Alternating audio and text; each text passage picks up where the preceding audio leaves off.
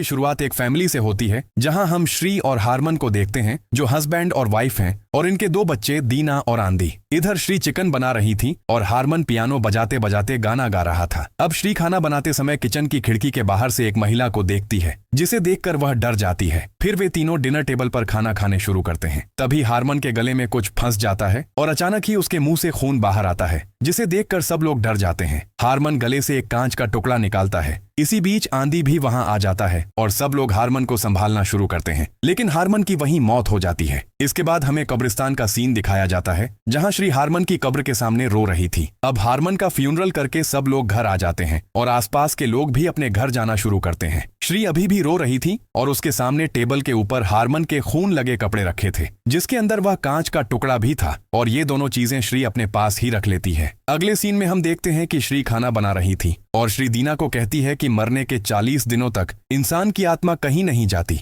इसलिए तुम्हारे डैड अभी हमारे साथ ही हैं। यह बात सुनकर दीना इधर उधर हैरानी से देखना शुरू करती है। तभी बाहर दरवाजे पर एक आदमी आ जाता है जिसका नाम सलीम है। श्री उससे पूछती है कि क्या तुमने मेरे रूम की लिक सीलिंग ठीक कर दी है, जिस पर सलीम कहता है कि वह तो मैंने कल ही कर दी थी और इतना कहकर चला जाता है। दरअसल सलीम गार्डनिंग, प्लम्बिंग इस तरह के बहुत सारे काम करता था। अब सलीम के चले जाने के बाद दीना अपनी मॉम को कहती है कि घर के ये सब छोटे मोटे काम तो भाई भी कर सकता है, ये आपको दूसरे आदमी से करवाने की क्या जरूरत थी। जिस पर श्री कहती है कि वह आदमी काम की तलाश में आया था तो मैंने उसे काम दे दिया। आंधी अपनी गर्लफ्रेंड को घर लेकर आता है और उसकी माँ और बहन से उसका परिचय करवाता है। आंधी की गर्लफ्रेंड का नाम हानुमा था और उसी दिन खाना खाने के दौरान अचानक ही आंधी के गले में खाना फंस जाता है। यह देखकर श्री बहुत डर जाती है, लेकिन सौभाग्यवश थोड़ा सा पानी पीकर आंधी फिर से नॉर्मल हो जाता है। अब खाना पीना खत्म करके आंधी अपनी गर्लफ्रेंड को लेकर एक कमरे में बैठकर पियानो बजाना शुरू करता है, लेकिन तभी किचन से श्री की चीख सुनकर सब दौड़कर भागते हैं तो देखते हैं श्री फर्श पर गिरी हुई है। तो खैर इसके बाद श्री ध्यान देती है कि उसके पैर पर काले जख्म के बहुत बड़े निशान पड़ गए हैं और यह बात आंधी को बताने के लिए श्री जब बगल के कमरे में जा रही थी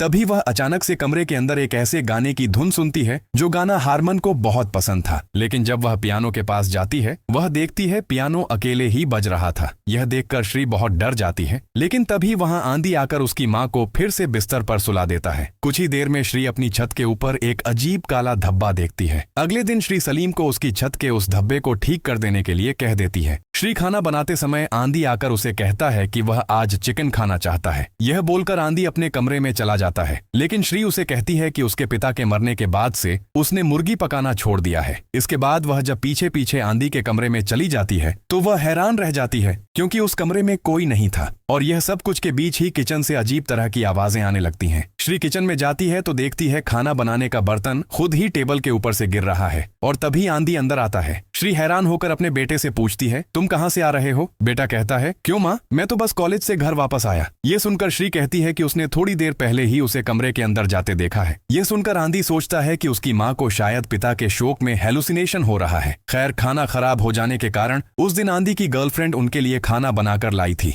इसलिए उस दिन वे सब हानुम का बनाया खाना खा लेते हैं। लेकिन इतने सब कुछ के बीच भी श्री अपने पति के शोक में हमेशा डूबी रहती थी। रात में दीना अपनी माँ के पैर के जख्म पर मलहम लगा रही थी और तभी श्री अपनी बेटी को कहती है कि तुम्हारे पिता जिस दिन से मरे हैं उस दिन से मेरे साथ अजीब सी घटनाएं हो रही हैं माँ। और उसकी बेटी उससे पूछती है, क्या अजीब घटना माँ? लेकिन कुछ कहने से पहले ही अचानक से बिजली चली जाती है और उस रात हैरिकेन की रोशनी में अचानक ही श्री अपने कमरे में एक भयंकर काली छाया देखती है और इस बार श्री डर के मारे बेहोश हो जाती है। और अगले दिन सुबह श्री के बच्चे उसे डॉक्टर के पास लेकर जाते हैं और डॉक्टर छोटा मोटा चेकअप करके उस दिन के लिए कुछ दवाइयां देकर उन्हें छोड़ देता है। आज उनके घर का वह काम करने वाला आदमी श्री को बताता है कि उसने घर की छत की सारी लीकेज ठीक कर दी है और काम खत्म करके वह आदमी चले जाने के बाद हम देखते हैं रात के समय फिर से वे सब एक साथ बैठकर खाना खा रहे थे। लेकिन खाने की टेबल पर बातें करते करते अचानक ही टेबल के ऊपर श्री खून की उल्टी करने लगती है। सब जल्दी से अपनी माँ को फिर से हॉस्पिटल लेकर जाते हैं और अजीब बात यह है कि डॉक्टर श्री के सभी टेस्ट करके भी उसकी कोई समस्या पकड़ नहीं पाता है, यहाँ तक कि उसके मुंह से निकले हुए उस कांच के बारे में भी कोई जवाब नहीं था। तो खैर डॉक्टर दिखाना खत्म करके वे घर वापस आने के बाद दीना अपनी माँ के ड्रॉर में एक खून लगे कपड़े के अंदर अपने पिता के गले में अटका हुआ वह कांच का टुकड़ा ढूंढ पाती है। लेकिन तभी श्री अपनी बेटी को वहां से चले जाने को कहती है, लेकिन जाने से पहले दीना उस कांच के टुकड़े को अपने पास रख लेती है और अब वह अपने भाई आंधी के पास जाकर उसे कहती है कि उनके परिवार के साथ जो घटनाएं हो रही हैं ये दरअसल कोई भी नॉर्मल नहीं है। किसी के मुंह से कांच निकलना जरूर किसी काले जादू का लक्षण है। लेकिन आंधी अपनी बहन की बातों पर बिल्कुल भी ध्यान नहीं देता। आंधी इन सब बातों को इग्नोर कर देता है। अगले दिन सुबह आंधी और उसकी बहन कॉलेज चले जाते हैं और घर पर अकेले होने के कारण आज श्री जंगल के अंदर के एक रास्ते से होकर एक शमन के पास चली आती है जिसका नाम जारवो है। अब श्री उसके साथ हुई सारी घटना खुलकर बताने के बाद जारवो उसके हाथ में एक अंडा देकर कुछ मंत्र पढ़ने के बाद श्री को वह अंडा तोड़ डालने को कहता है और श्री जैसे ही वह अंडा तोड़ डालती है तभी वह देखती है अंडे का अंदरूनी हिस्सा काला हो गया था। यह देखकर तांत्रिक उसे कहता है कि उसके ऊपर भयंकर एक काले जादू का असर है और इसे जल्दी से भगाना होगा। यह बात सुनकर श्री जारवो को अपने घर लेकर आती है और वह घर में आकर उनके खाने की टेबल पर हाथ देते ही समझ जाता है कि उसके पति की मौत कैसे हुई थी। तभी जारवो बगल के एक कमरे के अंदर चला जाता है और उस कमरे से तेज हवा बहने लगती है और जारवो अपने जादू मंत्र की मदद से 2 बांस की डंडियों से उस भयंकर काली छाया को कैद करने की कोशिश करता है और तब श्री भी बहुत दर्द महसूस करती है। आखिरकार जारवो उस काली छाया को बोतल में कैद कर देता है और काली छाया को अपने साथ लेकर चला जाता है। लेकिन जाते समय हानुमा उसे देख लेती है। खैर श्री देखती है कि उसके पैर का वह जख्म अब ठीक हो गया था। अगले दिन श्री फिर से जारवो के घर चली जाती है। वह तांत्रिक बाबा को एक तस्वीर दिखाकर कहती है कि क्या इसी आदमी ने मेरे ऊपर काला जादू किया है और तांत्रिक उसे कहता है कि हाँ इसी आदमी ने। अब वे तंत्र मंत्र पढ़कर उस काली छाया को नष्ट करने जाते हैं तो वह काली छाया ही जारवो को वश में कर लेती है। इसके बाद उसे हवा में उड़ाकर उठाकर उसके शरीर पर आग लगाकर बहुत बुरी तरह से शमन को वहीं मार डालती है और चारों तरफ आग लग जाने के कारण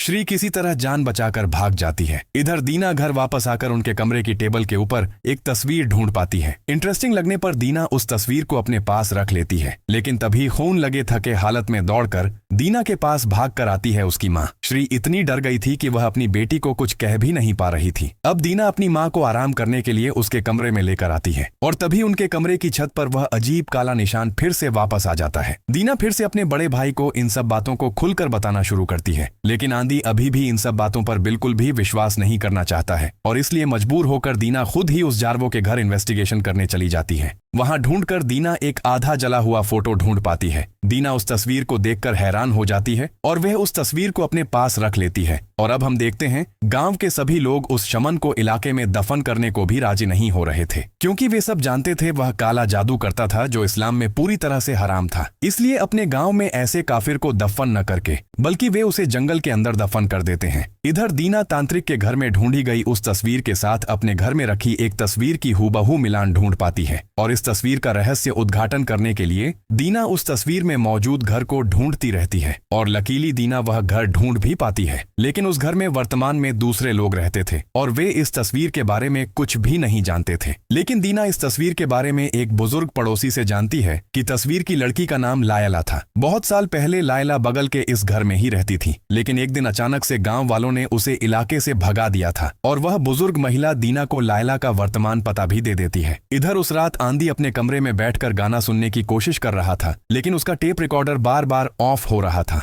दूसरी तरफ उसकी माँ अचानक ही उसके कमरे के अंदर जारवो की सोल को देखती है। श्री डर से चीखने लगती है। सब दौड़कर अपनी माँ के पास चले आते हैं लेकिन तब तक उस कमरे से सोल गायब हो चुका था। अब आंधी भी धीरे धीरे विश्वास करने लगता है कि उनके घर में वाकई कोई न कोई समस्या है। इसलिए वह अगले दिन सुबह हानुमा को अपनी माँ की देखभाल करने को कहकर वह उस जारवो के घर चला जाता है। आंधी उस घर में जाकर किसी को ढूंढ नहीं पाता है लेकिन वह एक बोतल ढूंढ पाता है जिस बोतल में उस काली छाया को कैद किया गया था। आंधी जारवो की वाइफ से जानता है जारवो को जंगल के अंदर दफन किया गया है। यह बात सुनकर आंधी घने जंगल में जारवो की कब्र ढूंढने के लिए चला जाता है। कुछ ही देर में वह कब्र ढूंढ पाता है लेकिन वह हैरान हो जाता है क्योंकि कब्र खुली थी और अंदर कोई डेड बॉडी नहीं थी। आंधी खतरा देखकर दौड़ना शुरू करता है अपनी माँ को बचाने के लिए। दूसरी तरफ दीना लायला नामक उस महिला के बारे में काफी सारी इंफॉर्मेशन इकट्ठा कर चुकी थी और वह खुद भी तब तक घर वापस आ चुकी थी। लेकिन घर आने के बाद दीना देखती है उसकी माँ जैसे पूरी तरह से किसी और के कंट्रोल में चली गई थी। वह अपनी माँ को बचाने की कोशिश करती है तो उसके ऊपर भी कुछ एक हमला कर देता है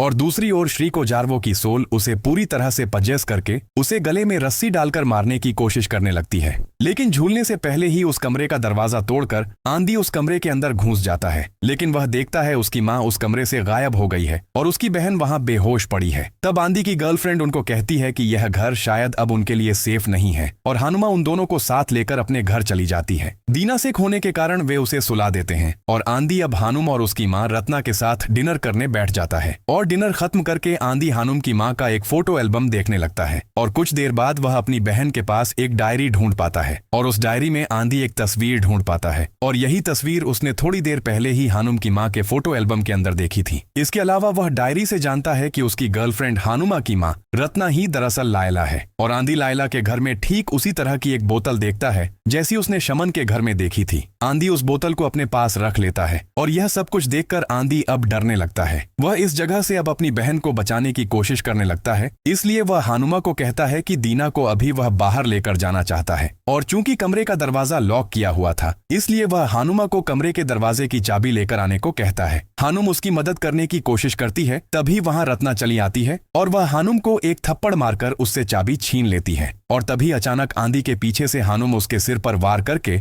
उसे बेहोश कर देती है। आंधी का होश वापस आने पर वह देखता है उसे और उसकी बहन को एक अंधेरे बेसमेंट में हाथ पैर बांधकर फेंका गया है। आंधी अपनी गर्लफ्रेंड को कहता है, हमने तुम्हारा क्या नुकसान किया है, हमारे साथ ऐसा क्यों कर रही हो तुम लोग। और अभी सिनेमा हमें फ्लैशबैक में एक सीन दिखाता है जहां 20 साल पहले हम देखते हैं श्री और लायला दरअसल बहुत अच्छी दोस्त थीं और श्री लायला को कुछ पैसे देकर हारमन को भूल जाने को कहती है। लेकिन जवान उम्र में हारमन लायला का प्यार का इंसान था, लेकिन श्री खुद भी हारमन के प्यार में पागल थी, इसलिए उसने काले जादू की मदद से हारमन को अपने वश में कर लिया था। हालांकि हारमन के साथ प्यार के दौरान लायला प्रेग्नेंट हो गई थी और इस घटना के बाद प्रेग्नेंट लायला को समाज के लोगों ने उसके इलाके से भगा दिया था। लायला दूसरे एक इलाके में जाकर अपना नाम पहचान सब कुछ बदलकर अपनी बेटी हानुमा को बहुत मुश्किल से पालती रही। चूंकि श्री ने लायला का ऐसा नुकसान किया था इसलिए लायला काले जादू की मदद से श्री से बदला ले रही थी। इन सब के साथ उसकी बेटी हानुमा भी थी। अब लायला गायब हुई श्री को न जाने कहां से लेकर आती है। श्री लायला से अपनी जान की भीख मांगने लगती है, लेकिन लायला उसे अब माफ नहीं करती, बल्कि लायला हारून से दीना के कपड़े कटवाकर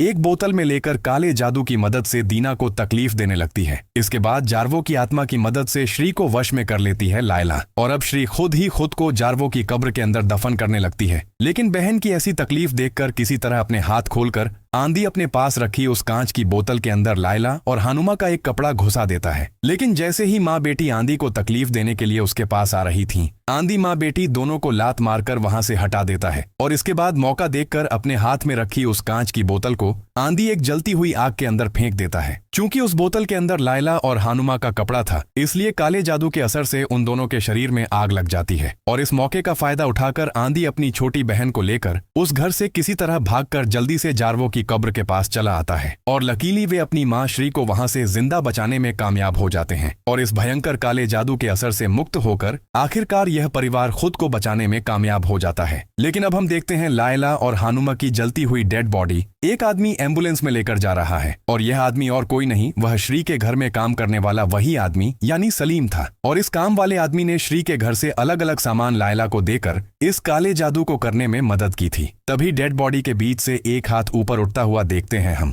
और यहीं पर मूवी खत्म होती है।